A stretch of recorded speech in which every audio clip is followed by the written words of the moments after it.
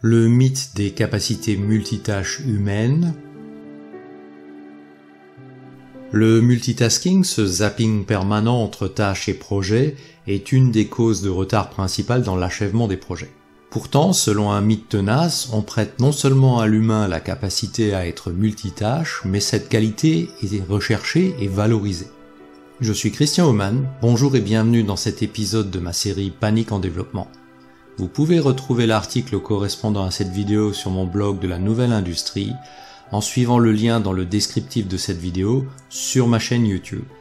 En vous abonnant à ma chaîne et en activant la petite cloche, vous serez notifié de toute nouvelle parution. La capacité multitâche humaine est partiellement vraie. Il est possible de nouer ses lacets tout en menant une conversation, ou à mamie de tricoter tout en restant concentré sur son feuilleton télévisé. Dans ces deux cas, les activités simultanées ne mobilisent pas toutes deux le cerveau de la même manière. Nouer un lacet ou tricoter devient, pour celles et ceux qui maîtrisent ces techniques, des activités que l'on peut faire de manière machinale sans avoir besoin de mobiliser l'attention.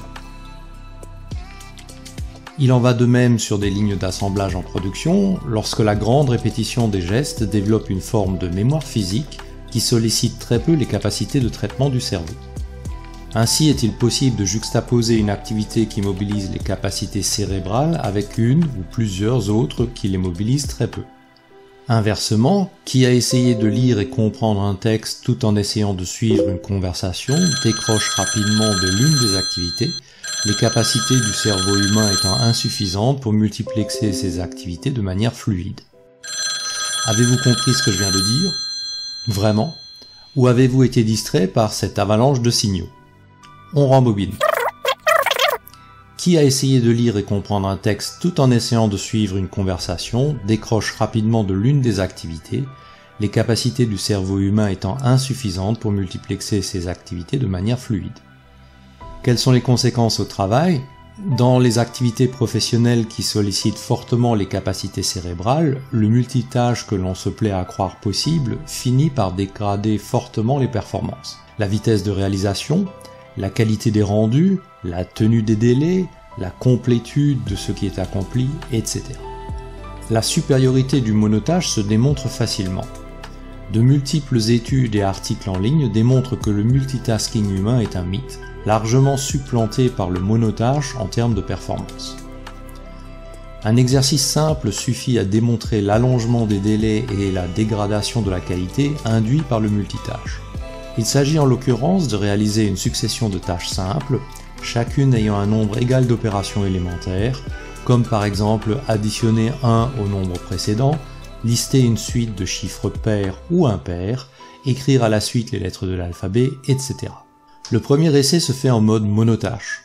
On déclenche le chronomètre, puis le candidat exécute à la suite toutes les opérations élémentaires de la tâche numéro 1, puis passe aux opérations élémentaires successives de la tâche numéro 2, et ainsi de suite. Le chronomètre est arrêté à la dernière opération de la dernière tâche. Le second essai est réalisé en mode multitâche. On déclenche le chronomètre, puis le candidat exécute la première opération élémentaire de la tâche numéro 1, puis passe à la première opération élémentaire de la tâche numéro 2, et ainsi de suite. Le chronomètre est arrêté à la dernière opération de la dernière tâche. La comparaison des deux méthodes livre un résultat sans appel. L'exemple suivant, mesuré en secondes, compare l'exécution en multitâche à l'exécution en monotâche. La durée totale d'exécution a été multipliée par 3,5 en mode multitâche, qui de surcroît est entaché d'une multitude d'erreurs, alors que les opérations élémentaires sont réellement simplissimes. Il y a les perturbations subies et les perturbations acceptées. Dans le milieu professionnel coexistent les perturbations dont nous sommes tous victimes, l'interruption par l'arrivée inopinée d'un visiteur, la conversation initiée par un collègue, la demande d'un supérieur ou d'un subordonné, la sonnerie du téléphone, l'arrivée d'un email, etc. Et les perturbations acceptées, voire désirées, telles que le coup d'œil sur le smartphone pour guetter un éventuel tweet ou une notification, l'arrivée sonore d'un email qui attire irrésistiblement l'attention, les divers rappels programmés, etc. Toutes ces perturbations sont autant de dérivatifs qui mobilisent tour à tour notre attention et notre capacité mentale. ce zapping permanent entraîne les mêmes effets que ceux décrits dans l'exercice précédent, perte de temps, dégradation de la qualité et surconsommation de notre énergie.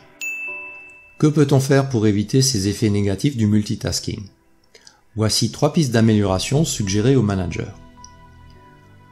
Maintenir une discipline quant à la tenue des réunions qui consiste à démarrer et terminer à l'heure prévue et se montrer intransigeant sur les appareils distracteurs, téléphones, ordinateurs, tablettes, etc.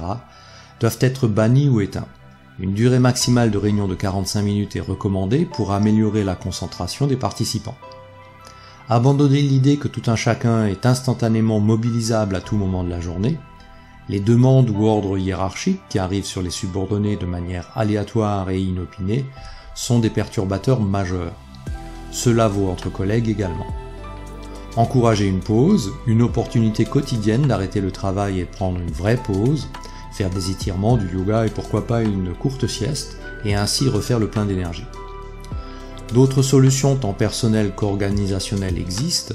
Je me limiterai à évoquer la méthode Pomodoro, basée sur des cycles de temps réservés, ou les mesures d'isolement et de protection des personnels qui sont des ressources critiques, afin qu'elles puissent se concentrer sur l'exécution de leurs tâches sans subir de perturbations. Si vous avez trouvé de l'intérêt dans cet épisode et m'encouragez à en faire d'autres, merci de le faire savoir et de le partager. À bientôt sur l'un de mes médias.